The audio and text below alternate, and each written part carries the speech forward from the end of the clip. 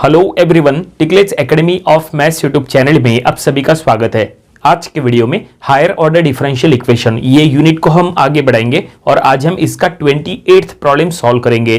तो देखिए, जो प्रॉब्लम आज हमें सॉल्व करना है वो आपके सामने है। क्वेश्चन में क्या लिखा है हम पढ़ेंगे। क्वेश्चन में लिखा है solve d cube y by d x cube minus 7 d square y by d x square plus 10 d y by d x equals to e to the power 2x into sine x. तो चलो हम ये problem solve करेंगे और ये problem solve करने के लिए हम वही फार्मूलेज और वही रूल्स का यूज करेंगे जो हमने हायर ऑर्डर डिफरेंशियल इक्वेशन के स्टार्टिंग के 3 लेक्चर्स में बताए थे। तो अगर आपने वो स्टार्टिंग के 3 लेक्चर्स नहीं स्टडी किए हैं तो आप यहां से स्टडी कर लीजिएगा, उससे आपका हायर ऑर्डर डिफरेंशियल इक्वेशन का पूरा बेसिक कॉन्सेप्ट क्लियर हो जाएगा। तो चलो इसको सॉल्व करना स्टार्ट करता है। इसको सॉल्व करते समय हम सबसे पहले क्या करेंगे, सबसे पहले चेक करेंगे कि ये given differential equation higher order differential equation के स्टैंडर्ड फॉर्म में है या नहीं। क्या होता है स्टैंडर्ड फॉर्म? देखो स्टैंडर्ड फॉर्म ये होता है, that is f of D of Y equals to Q of x.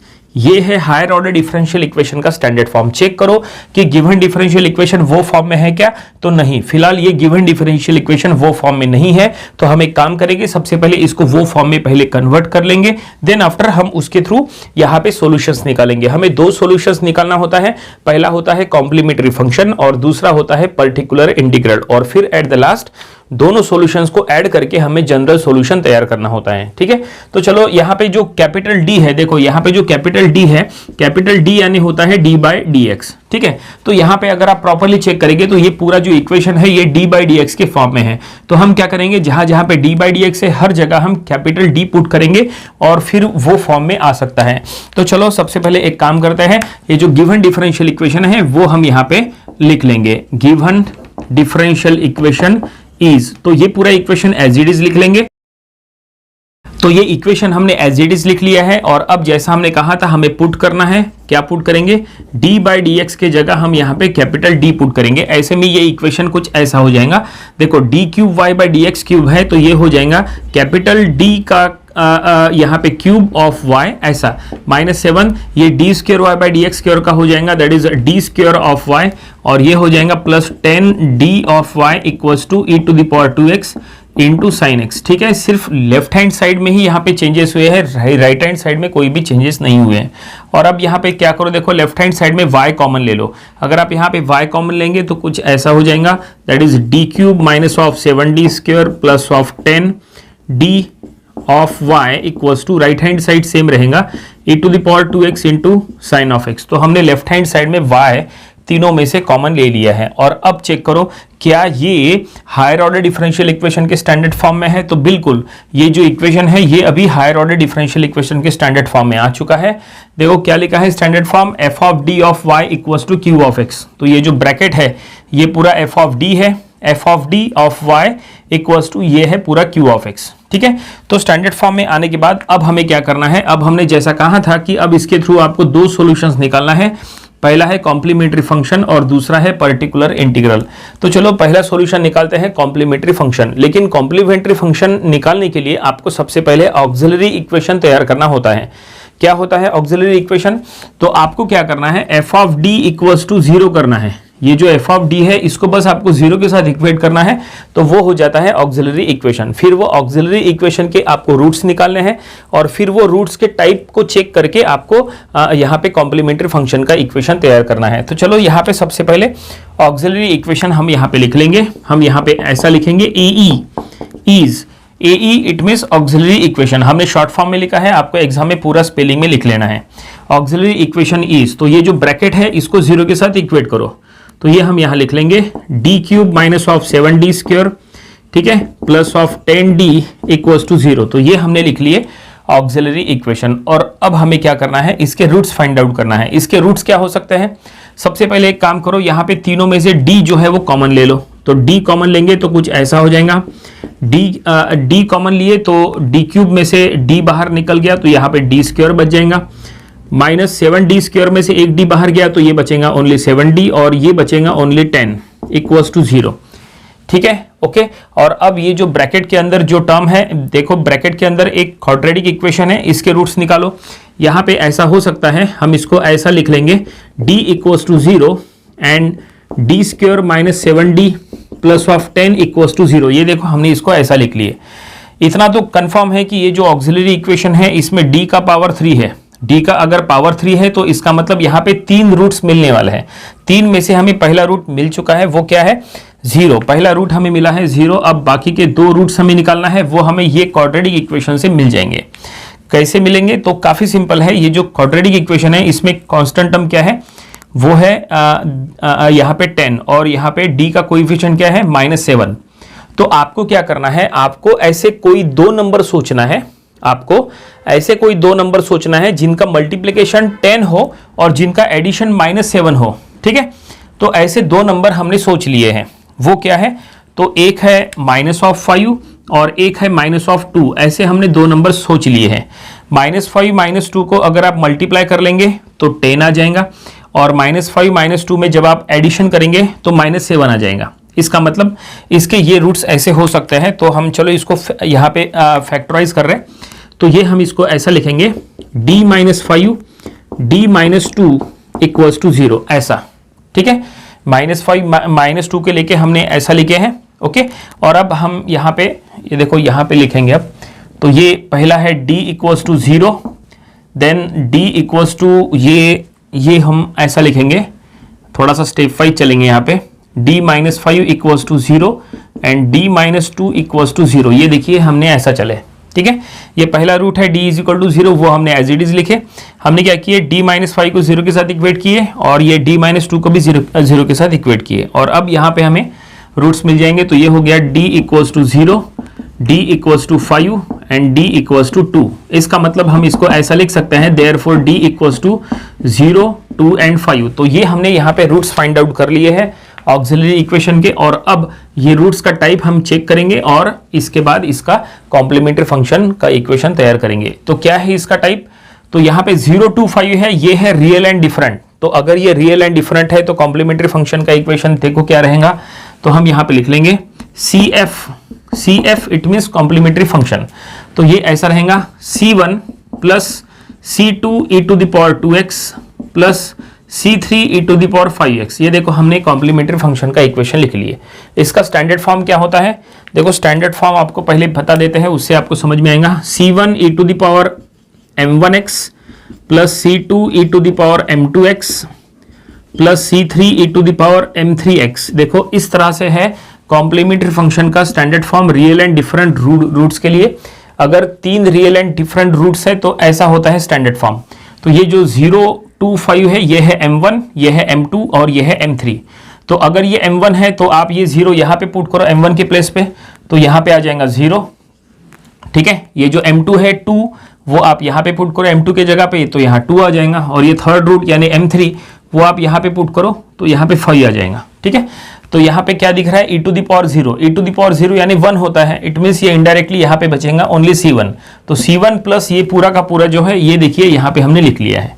इस तरह से ये हमने क्या किए, ये हमने कॉम्प्लीमेंट्री फंक्शन का इक्वेशन बना लिए। इसका मतलब हमने पहला सॉल्यूशन निकाल लिया, लेकिन प्रॉब्लम कंप्लीट नहीं हुआ है। अब हमें क्या करना है, अब हमें दूसरा सॉल्यूशन निकालना है जो कि है पर्टिकुलर इंटीग्रल। तो चलो यहाँ पे दूसरा सॉल्यूशन हम फाइंड आउट कर लेंगे, पर्टिकुलर इंटीग्रल। तो पर्टिकुलर इंटीग्रल के लिए फार्मूला क्या रहेगा, देखो फार्मूला यहाँ पे लिख के देते हैं। तो particular integral it means PI, और इसके लिए फार्मूला होता है 1/f(d) * q(x). ये फार्मूला होता है PI के लिए। ठीक है, 1/f(d). f(d) कहाँ से लाएंगे, तो ये जो स्टैंडर्ड फॉर्म था हायर ऑर्डर डिफरेंशियल इक्वेशन का, उसमें f(d) आपको मिलता है। तो ये देखो यहाँ पे ये जो ब्रैकेट है, ये पूरा f(d) है। तो ये f(d) के प्लेस पे यहाँ पे आपको पुट करना है वो ब्रैकेट, और इंटू q(x) मतलब इक्वल्स टू के राइट साइड में ये जो कुछ भी था वो था पूरा q(x), वो आपको वहाँ पे पुट करना है। तो चलो हम यहाँ पे लिख लेंगे PI equals to 1/f(d). f(d) it means ये इक्वेशन, तो हम यहाँ लिख लेंगे 1/d³ - 7d² प्लस 10d। ठीक है, तो ये हमने लिख लिया है इंटू f(d) की जगह ये लिख लिए इंटू q(x), इट मीन्स ये पूरा। तो हम यहाँ लिख लेंगे e⁻²x इंटू sin x, इस तरह से। तो ये हमने पी आई के लिए यहाँ पे फार्मूले के अकॉर्डिंग सभी वैल्यूज पुट कर लिया है और अब बस हमें इसको सॉल्व करना है। देखते हैं ये कहाँ तक सॉल्व होता है। अब ऐसे में आपको पी आई के अगर इसको सॉल्व करना है तो पी आई के टोटल 6 केसेस होते हैं। अब आपको 6 केसेस की जानकारी होनी चाहिए। वैसे इसके पहले ऑलरेडी हमने कॉम्प्लीमेंट्री फंक्शन, ये जो कॉम्प्लीमेंट्री फंक्शन है इसके ऊपर और पर्टिकुलर इंटीग्रल पीआई के ऊपर सेपरेट वीडियोस बनाए थे। वो वीडियोस आप देख लीजिएगा, उससे आपका कॉम्प्लीमेंट्री फंक्शन और पर्टिकुलर इंटीग्रल का पूरा जो कॉन्सेप्ट है वो क्लियर हो जाएगा। और पर्टिकुलर इंटीग्रल के वीडियो में हमने उसमें यूज होने वाले टोटल 6 केसेस उसकी पूरी जानकारी दिए थे। ठीक है, तो वो आपको केसेस के बारे में पता होना चाहिए। तो ये कौन से केस में आता है, e⁻²x इंटू साइन एक्स, तो ये आपको समझना है। तो ये जो है ये केस नंबर 4 में आता है, केस नंबर 4। चलो यहाँ पे केस नंबर 4 के रूल्स अप्लाई करेंगे और इसका हम यहाँ पे पी आई फाइंड आउट करेंगे। तो केस नंबर 4 का रूल क्या है, देखो यहाँ पे रूल यानी फार्मूला जो है वो आपको लिख के देते हैं। केस नंबर 4 में केस नंबर 4 ये कहता है कि पी आई फाइंड आउट करते समय अगर 1/f(d) इंटू केस नंबर 4 के अकॉर्डिंग e⁻ax इंटू वी के फॉर्म में अगर कुछ है, e⁻ax इंटू वी में साइन ax भी हो सकता है, cos ax भी हो सकता है, या x² या x³ या x⁴ ऐसा कुछ भी हो सकता है। ठीक है, तो अगर e⁻ax इंटू वी के फॉर्म में अगर है, ये देखिए यहाँ पे e⁻ax इंटू वी के फॉर्म में है, यहाँ पे a का वैल्यू 2 है। तो अगर ऐसा कुछ है तो केस नंबर 4 ये कहता है कि ऐसे में एक्सपोनेंशियल को आपको बाहर ले लेना है। क्या करना है, एक्सपोनेंशियल को बाहर लेना है। तो एक्सपोनेंशियल जब आप बाहर लेंगे तो कुछ ऐसा होगा, देखो e⁻ax ऐसा बाहर ले लेना है, लेकिन एक्सपोनेंशियल बाहर लेके क्या करना है, जो x का कोएफिशिएंट a है वो आपको यहाँ d में ऐड करना है। तो ये ऐसा हो जाएगा f(d + a), ठीक है, और फिर जो v है वो वही का वही रहेगा। ये देखो ये है यहाँ पे केस नंबर 4, ये कहता है केस नंबर 4 कि एक्सपोनेंशियल को बाहर ले लेना है और जो a है, x का कोएफिशिएंट जो a है वो आपको f(d) में जहां जहां पे d है उसमें आपको वो ऐड करना है, दैट इज d + a ऐसा आपको कर लेना है और v जो है वो वही का वही रहेगा। आपको ऐसा करना है, ये केस नंबर 4 कहता है। तो चलो यही रूल हम यहाँ पे अप्लाई कर लेंगे। तो ये e⁻ax इंटू वी के फॉर्म में है, ठीक है, a की वैल्यू यहाँ पे 2 है, तो ये एक्सपोनेंशियल टर्म बाहर ले लो। तो हम ये एक्सपोनेंशियल को यहाँ पे बाहर ले लेते हैं। ये देखिए हम यहाँ से लिखेंगे e⁻2x exponential, that is e⁻ax के फॉर्म में है, a का वैल्यू 2 है, तो e⁻2x हमने बाहर ले लिए और ये 1/, ठीक है, ये जो पूरा f(d) है उसमें जहां जहां पे d है उसमें आपको 2 ऐड करना है। इसका मतलब अगर ये d³ है तो उसके जगह हम यहाँ पे लिख लेंगे d + 2 का क्यूब, ठीक है, -7 d² है तो ये हो जाएगा d + 2 का स्क्वायर और +10d है, d यानी d + 2 अगेन। ये देखिए इस तरह से जहां जहां पे d है वहां d + 2 आ गया, ठीक है, और ये इंटू साइन एक्स, ये जो है ये एज इट इज रहेगा इंटू साइन एक्स, ठीक है, एक्सपोनेंशियल बाहर चला गया और साइन जो है वो वही का वही है। ये हमने केस 4 का रूल यहाँ पे अप्लाई कर लिए। अब आपको इसको थोड़ा सा सॉल्व करना है। चलो इसको सॉल्व करके इसको रिड्यूस करना है। जब आप इसको रिड्यूस कर लेंगे तो रिड्यूस करने के बाद यहाँ पे एक और केस अप्लाई करना है, क्योंकि यहाँ पे साइन एक्स है। तो साइन एक्स कौन से केस में आता है, तो वो केस नंबर 2 में आता है। तो फिर आपको यहाँ पे केस नंबर 2 का रूल अप्लाई करना है, वो भी हम कर लेंगे, लेकिन उसके लिए सबसे पहले इसको रिड्यूस करना पड़ेगा। इसको रिड्यूस करना है तो यहाँ पे 10 से मल्टीप्लाई कर लो, यहाँ पे a + b होल स्क्वायर का फार्मूला अप्लाई करो और यहाँ पे d + 2 क्यूब का फार्मूला अप्लाई करो, फिर इसको रिड्यूस करो, तब जाके फिर हम केस नंबर 2 का रूल अप्लाई करेंगे। तो ये हम यहाँ पे लिखेंगे e⁻2x जो बाहर में है वो एज इट इज रहेगा, ठीक है, और डिनोमिनेटर में अब ये काफी बड़ा एक्सपेंशन होने वाला है, ठीक है, न्यूमरेटर में 1 है। अब यहाँ पे a + b होल क्यूब का फार्मूला अप्लाई करो। फार्मूला क्या है, देखो फार्मूला आपको लिख के देते हैं, अगर आपके पास फार्मूला नहीं लिखा है तुरंत अपनी नोटबुक में लिख के रखो। a + b होल क्यूब का formula that is a³ + 3a² b + 3ab² + b³, ये फार्मूला हमें अप्लाई करना है यहाँ पे, ठीक है, a के जगह पे d है और b के जगह पे 2 है। तो चलो फार्मूला अप्लाई करेंगे, देखते हैं क्या आएगा। तो ये हम यहाँ लिख लेंगे दैट इज d³, ठीक है, + 3d² इंटू 2, लेकिन यहाँ पे 3 से मल्टीप्लाई करेंगे तो ये हो जाएगा 6 + 6d² प्लस अब हम यहाँ पे 3ab² करेंगे। देखो 3a² भी हो गया यहाँ पे प्लस 3ab², तो ab² यानी 2 का स्क्वायर करना है, तो 2 का स्क्वायर 4, 4 3 हो जाएगा 12, ठीक है, और इंटू d तो ये हो जाएगा प्लस यहाँ पे 12d, ठीक है, प्लस लास्ट में है बी क्यूब यानी 2 क्यूब, तो वो हो जाएगा 8। इस तरह से ये देखिए हमने यहाँ पे a plus B whole cube का फार्मूला अप्लाई कर लिए। और अब यहाँ पे सॉल्व करेंगे, -7 यहाँ पे बाहर में है और यहाँ पे a plus B whole square कर लो तो ये हो जाएगा d स्क्वायर प्लस ऑफ क्या हो जाएगा 4d प्लस ऑफ 4, इस तरह से। और यहाँ पे 10 से मल्टीप्लाई कर लो तो 10 से मल्टीप्लाई करने के बाद यहाँ पे हो जाएगा 10d प्लस ऑफ 20 और इनटू यहाँ पे sin x जो बाहर में है वो अभी बाहर ही रहने दो। ये देखिए इस तरह से काफी ये बड़ा फ्रैक्शन तैयार हो गया, ठीक है। और अब यहाँ पे 7 से मल्टीप्लाई कर लो और फिर सबको हमें रिड्यूस करना है, तो ये e⁻²x और यहाँ पे और ये बड़ा फ्रैक्शन हो जाएगा क्योंकि ये 7 से मल्टीप्लाई करने वाले हैं हम। न्यूमरेटर में 1 है और ये बिना ब्रैकेट के अब हम लिखेंगे तो ये d³ plus 6d square plus 12d, ठीक है, प्लस ऑफ 8। ये -7 से मल्टीप्लाई करना है, -7d square minus of 28d minus of 28 plus of 10d plus of 20 into क्या है साइन ऑफ x। इस तरह से ये हमने यहाँ तक एक्सटेंड किया है, ठीक है। और अब देखो सिमिलर टर्म्स हमें यहाँ पे ऐड करना पड़ेगा, तो सिमिलर टर्म्स यहाँ पे देखो स्क्वायर वाला टर्म है 6d स्क्वायर, ये -7d स्क्वायर तो ये हो जाएगा माइनस ऑफ d स्क्वायर, ये 12d और ये minus of 28d plus of 10d, इसको आप प्लस माइनस करना है। और जो कांस्टेंट टर्म है वो यहाँ पे 8 है, फिर यहाँ पे 20 है तो वो 28 हो जाएगा और यहाँ पे भी देखो 28 है तो वो कैंसिल हो जाएगा, ठीक है। तो चलो एक काम करते हैं, आगे तो जगह नहीं है उतनी सॉल्व करने के लिए, हम इसको मिटा देते हैं, हम यहाँ पे सॉल्व करेंगे। तो ये अब हम यहाँ पे कंटिन्यू करेंगे, तो ये हम यहाँ लिख लेंगे pi इक्वल्स टू, तो यहाँ पे क्या बचेगा e⁻²x बाहर में है और यहाँ पे फ्रैक्शन में 1 डिवाइडेड बाय यहाँ पे क्या बचेगा, सबसे पहले d³ जो है वो एज इट इज रहेगा d³ और फिर ये 6d square minus 7d square, तो ये minus of d square only ऐसा बचेगा, ठीक है। और अब d की अगर बात करें तो ये 12d और ये 10d, तो ये हो गया 22d और ये माइनस 28d में से सबट्रैक्ट करेंगे तो ये बचेगा माइनस ऑफ 6d, ऐसा बचेगा ओनली, ठीक है। और कांस्टेंट टर्म यहाँ पे कैंसिल हो जाएंगे क्योंकि ये 8 प्लस 20 हो जाएगा 28, वो 28 और ये 28 जो है प्लस माइनस होने की वजह से कट जाएंगे और इनटू साइन एक्स यहाँ पे एज इट इज रहेगा इनटू साइन एक्स। तो ये देखिए हमने यहाँ तक रिड्यूस कर लिए, काफी अच्छा ये रिड्यूस हो गया। और अब इसको और सॉल्व करेंगे तो यहाँ पे e⁻²x बाहर में है, यहाँ पे एक काम कर लेते हैं, देखो डिनोमिनेटर में से d जो है वो यहाँ पे कॉमन ले लेते हैं, सभी में से d कॉमन लेंगे तो कुछ ऐसा हो जाएगा 1/d, ठीक है, इंटू 1/ ये हम ऐसा लिखेंगे d square minus of d minus of 6 into sine x, ठीक है, ऐसा। ये हमने डिनोमिनेटर में से d कॉमन ले लिए, इससे सॉल्व करने में और आसान हो जाएगा। और अब इसके बाद क्या करेंगे, यहाँ पे केस नंबर 2 का रूल अप्लाई करेंगे। अभी तक हमने केस नंबर 2 का रूल अप्लाई नहीं किए थे, हमने आपको कहा था कि ये होने के बाद यहाँ पे केस नंबर 2 अप्लाई करना है, क्योंकि साइन एक्स है तो साइन एक्स जो है वो केस 2 में आता है, साइन एक्स हो या कॉस एक्स हो।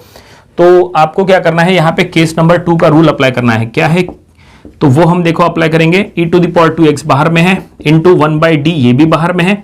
तो केस नंबर 2 ये कहता है कि अगर यहाँ पे साइन या कॉस के फॉर्म में अगर कुछ भी हो, जैसे साइन ax या कॉस ax, अगर ऐसा कुछ भी यहाँ पे हो तो आपको क्या करना है, यहाँ जो नीचे जो इक्वेशन होता है उसमें जहां जहां पे d स्क्वायर है वहां पे minus of a square put करना होता है, माइनस अलग होता है, ठीक है, minus of a square put करना होता है, ये रूल है केस नंबर 2 का। तो यहाँ पे क्या कहा हमने, साइन ax के फॉर्म में हो या कॉस ax के फॉर्म में हो, कुछ भी अगर इस फॉर्म में अगर हो, तो यहाँ देखो ये साइन x है, इसका मतलब ये साइन ax के फॉर्म में है और a की वैल्यू यहाँ पे क्या है, तो यहाँ पे a की वैल्यू 1 है, ठीक है। तो आपको क्या करना है, यहाँ पे जहां पे d स्क्वायर है वहां पे माइनस a स्क्वायर पुट करना है, माइनस a स्क्वायर यानी d स्क्वायर की जगह माइनस ऑफ 1 स्क्वायर, तो माइनस ऑफ 1 स्क्वायर यानी -1।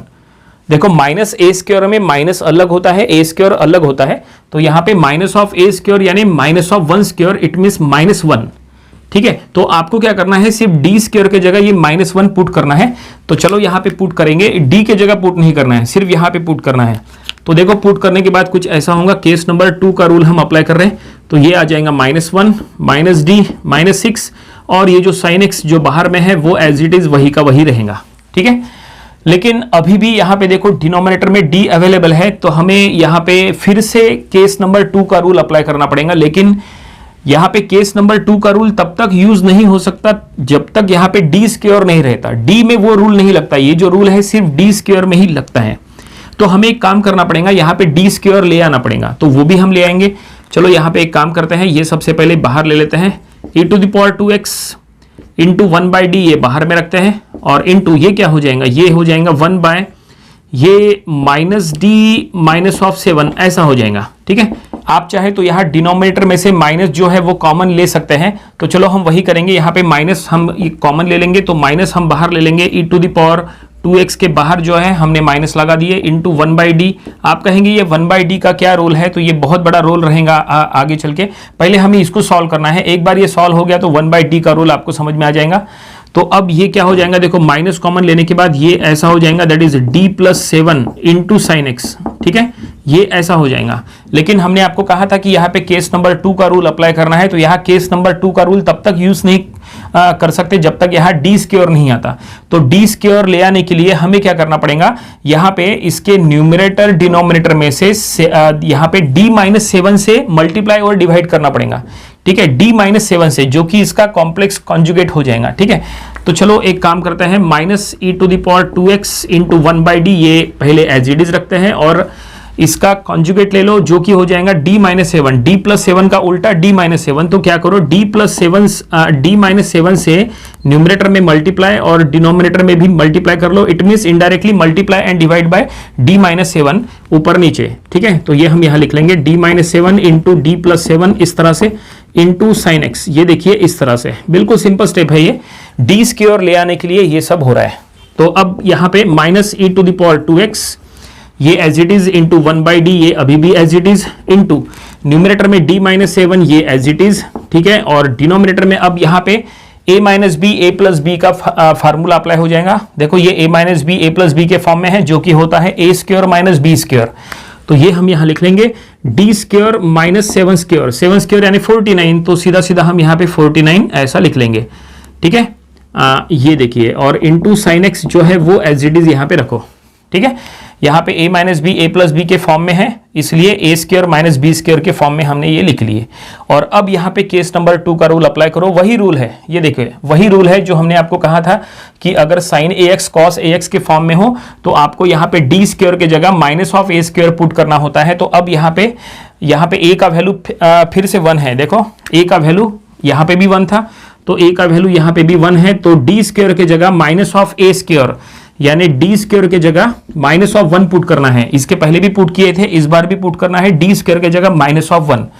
तो यहाँ पे d² के जगह -1 यहाँ पे आ जाएगा, और फिर हमें इसको रिड्यूस करना है। तो चलो अब हम सॉल्व करेंगे। तो यहाँ पे जो कुछ भी था वो हमने मिटा दिए है, क्योंकि उसका काम हो गया। ठीक है, इसके पहले जो हमने स्टार्टिंग में CF कॉम्प्लीमेंट्री फंक्शन निकाले थे वो हमने एज इट इज रखे हैं, क्योंकि इसका लास्ट में यूज होगा जब हम जनरल सॉल्यूशन का इक्वेशन बनाएंगे। ठीक है, तो यहाँ पे PI हमने यहाँ तक सॉल्व किए, इसको आगे यहाँ पे कंटिन्यू करना है।